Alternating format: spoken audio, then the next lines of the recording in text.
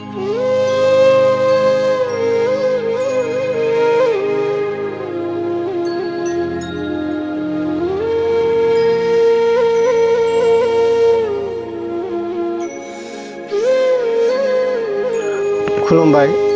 आं मुस्रि देरहासार नार्जारी आं बे भिडिअनि गेजेरजों नोंथांमोननो फोरमायनो लादों दि आंनि असे बिब' नारि दोंसेनिनो आंनि आब' सोरांस्रि नार्जारीया गोबाव समनिफ्रायनो मिथिस' हायै बेरामजों भुगिनानै दं।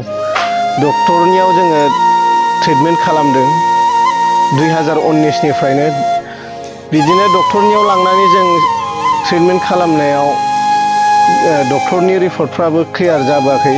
जों गंसे मेडिकेलावनो जों गोबां बार सोबोदों बेवहायबो बिथांमोननि रिपर्टआबो बबेबा मोनसेयाव बबेबा खनसे बेराम जानायाव लाङोब्ला एखे सिरियास बेरामावनो सोब्लाबो माने रिपर्टआ एखे जालाङाखै, बेलेग बेलेग जाबोबाय थादों आलादा आलादा। दिनैबो फिन थांनाय समबार मोनाबिलिनिफ्राय आंनि बिब'आ गुवाहाटीनि JNRC आव एडमिट खालामनो गोनां जादों। दासिमबो जेबो चेन्ज फैयाखै। 2019निफ्रायनो दासिम 7-8 बार बा 7 बार 8 बारसो जाबाय मेडिकेलाव एडमिट खालामनांनाया। सप्तासे सप्तानै बिदि दोननो गोनां जायो ICUआव। आरो मोजां जानानै न'आव लाबोयोब्ला न'आव एसे गोग्गो देहा फैफिनोब्लानो आरो फिन बेफोरबायदि बेरामा जाबोफिनबाय थादों।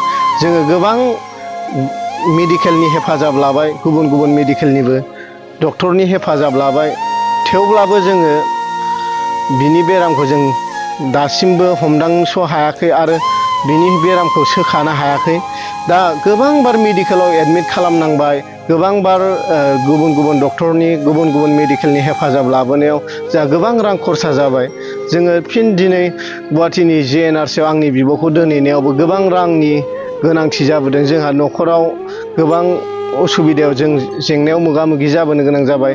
बिनिखायनो आखाइ खबजबनानै रायजो राजा नोंथांमोननियाव आं खावलायहरनो सानदों, रायजो राजा नोंथांमोना अननानै जि थाइसे थाइनै हायो जोंनो अनसुंथाइ हरगोन बा अनसुंथाइ मोनगोनखौ जोङो नोंथांमोननि सेराव जों आखाइ खबजबै गुरैयै खावलायहरो। नोंथांमोना जि थाइसे थाइनै हायो जोंनो एकाउन्टनि गेजेरजों अनसुंथाइ हरोब्ला जों दुखुथिया न'खरनि जानाय जों बेखौनो आसा खालामहरनाय थाबाय।